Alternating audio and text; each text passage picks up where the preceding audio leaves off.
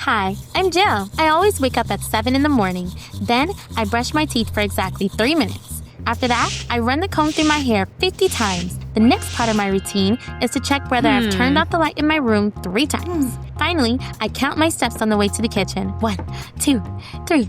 This may all seem strange to you, but I'm a creature of habit. Let me introduce you to the Myers, my family. My dad was a firefighter, my mom was a nurse at the local hospital, and my older brother Joe was a star of the school basketball team. We weren't rich or famous, but we were good people. You know, one of those families everyone admires. However, did I truly know my relatives?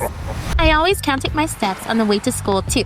92, 93. All of a sudden, an angry customer stormed out of a coffee shop, followed by a waitress. Your food is disgusting. Is that so? I guess you're not eating breakfast today, sir.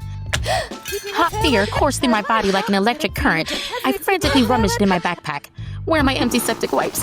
Oh no, I've run out. My panic grew, and I felt like I was covered by a blanket of bacteria and dirt. Sorry, there's a bathroom in our coffee shop. You can clean up there. That's exactly what I did. It was only after I'd washed off the scraps of food and washed my hands 6 times that I felt better. Sorry again. Help yourself to some cocoa. Thank you. You're Jill Myers, right? I'm Zoe. We were in the same elementary school. Right. I remember you. Why did you drop out? My family is a mess. I had to work and didn't have time to study. Are you counting the napkins? Yeah, I like order. You're also terrified of germs. That's weird.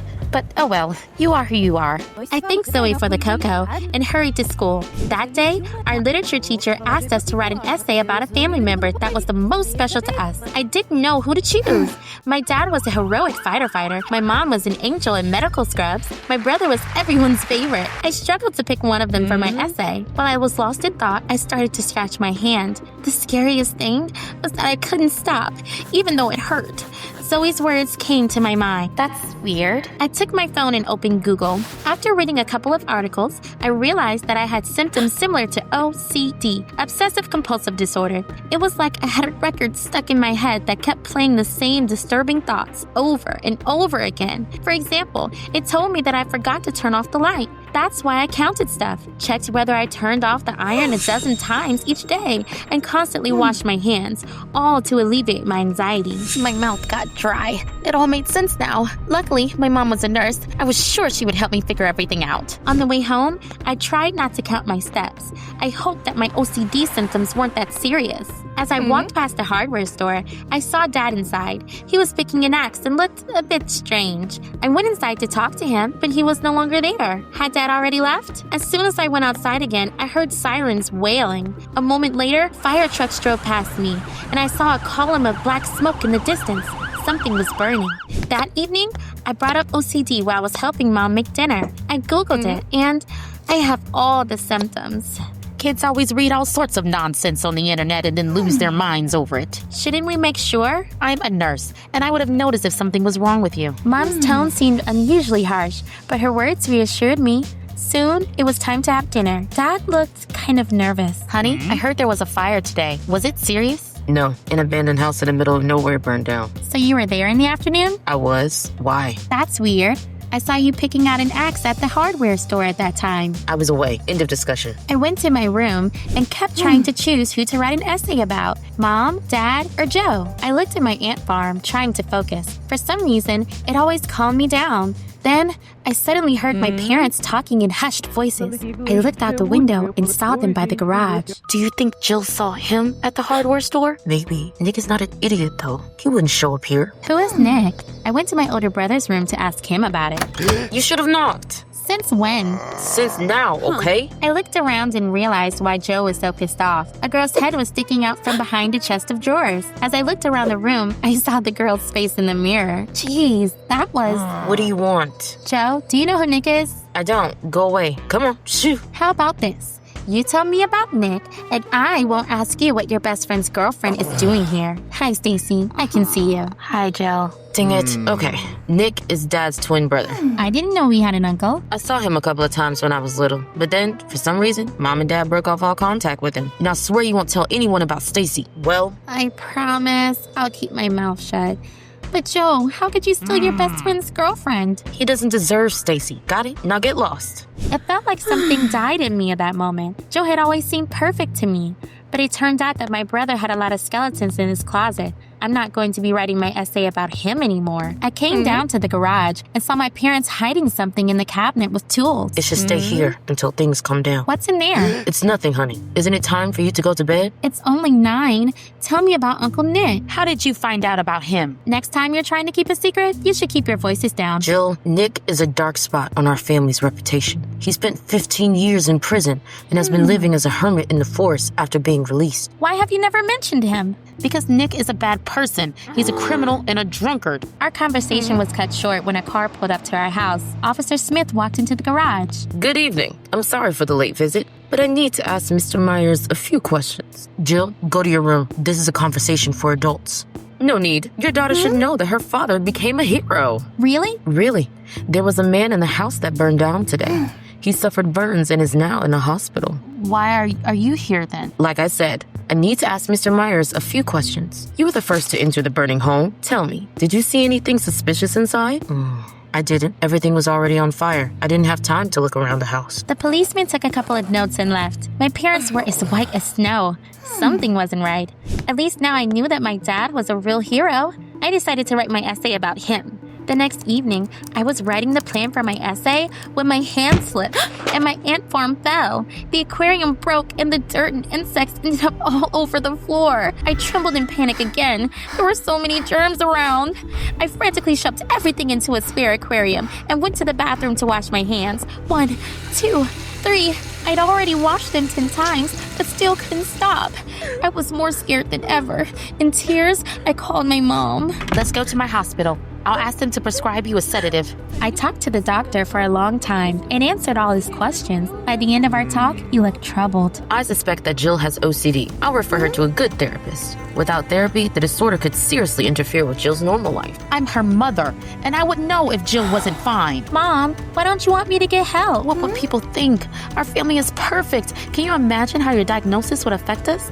I couldn't believe my ears. First, my brother dropped his mask, and now my mom? What else don't I know about my perfect family? Overwhelmed, I ran out into the hallway, and then I saw a nurse wheeling a man covered in bandages down the hallway. Sorry, is this the man my dad saved from the fire? Yes, this is him. He suffered severe burns. I nodded sympathetically and was about to leave, but the man suddenly muttered something. Your father, fireman, money in the house. Sorry, what? He's probably disoriented because of the medication. I turned around to leave, but then the doctor caught up with me. Your mother shouldn't stop you from getting therapy. Here's a referral. I'm sure a therapist can help you. Thanks, Doc. On the way home, I kept thinking about that man's words. What money was he talking about? And then it hit me. My parents were hiding something in the garage. I carefully stole the key to the toolbox and opened it. There was a bag covered in stuff inside, and it was full of money. Jill Myers, since when do you go through other people's things? Since when do you have secrets from me? What's all this noise? Whoa, where did you get so much money? That's what I'm trying to find out. Why don't you calm down, children? Listen, I was the first to enter that burning house. The fire started in the back room, and the fire had not yet burned everything. I saw this bag of money and took it. You're crazy. It's not your money. Watch your tone. Jill, there was probably a criminal's den in that house. I didn't do anything wrong. This money will let us move to another city and start a new life. Your mom and I would never have to work again. If this money belongs to a gang, then it should be handed over to the police. They all looked at me like I was an idiot, and I suggested we vote. It was 1 against 3. Dad, Mom, and Joe chose to keep the money for themselves. Has greed eaten your brains? That man will soon recover and tell the police everything. Only if he survives. Do you hear yourself? Remember, Jill, if you tell anyone about this, you will betray our family. You have already betrayed me. My family members suddenly felt like strangers. I ran out of home to get some fresh air and to be alone for a while. Hey, look at that chick. Should I give her a little push? Wanna go for a swim? Great. That was the last thing I needed after the day I'd had. I was about to run, but then I heard a familiar voice. Leave Jill alone, you jerks. She's cool. Okay, fine. You could have just said so. That hurt, dang it. Sorry about my friends. Sometimes they act like idiots. Are you okay? Just disappointed in my family. Oh, I get that. My family sucks too. Zoe, I'd always thought they were perfect. If they're bad, then so I am. I need to know that at least one of my relatives is a truly good person and not a wolf in sheep's clothing. Or, I I don't know how to move on from this. And then a thought popped into my head. I had to talk to Uncle Nick. I asked Zoe's friends if they knew a hermit living in the forest. I wish I didn't. He's a complete lunatic. As soon as anyone approaches his hut, he runs outside and swings an axe around. I didn't care and asked them to show me the way to my uncle's hut. Zoe and her friend agreed to help me. We'll wait for you here. I resolutely clenched my fist and approached my uncle. He looked just like Dad, but it was like he came from a parallel universe. You kids, did you lose a bet or something? I'm not here to entertain you. Uncle Nick, I'm your niece. My name is Jill. So what? Should I bake you cookies and invite you for tea? I don't need all that. Just tell me that you're a good person, that you were sent to prison by mistake. Please, I need to hear that. Me? A good person? I'm a scoundrel, girlie, and I deserved everything I got. What annoys me is my accomplice got away, but karma is real. I heard there was a fire in our old den, and he was injured. What were you doing in that house? My uncle was proud of his dirty deeds and was all too happy to tell me everything. But I wasn't ready for the truth. I could barely stay standing after I heard all the sordid details. I can't believe this. Let's get out of here. Is your uncle a good guy? No. He's a criminal, but that's okay. Your family is bad, but that didn't stop you from becoming a good person. While all my relatives turned a blind eye to my OCD, you noticed it right away. Thank you, Zoe.